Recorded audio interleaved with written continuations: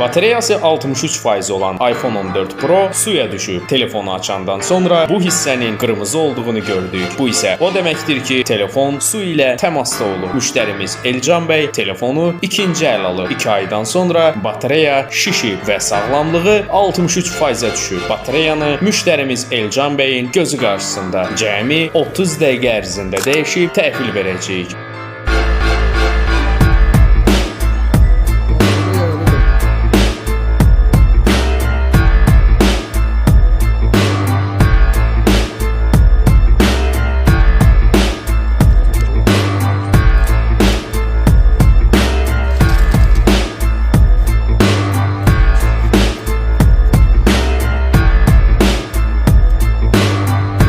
Beləliklə, batareya dəyişildi. Sağlamlığı 100% oldu. iPhone-unuzda batareya problemi varsa, şərhdə qeyd edin.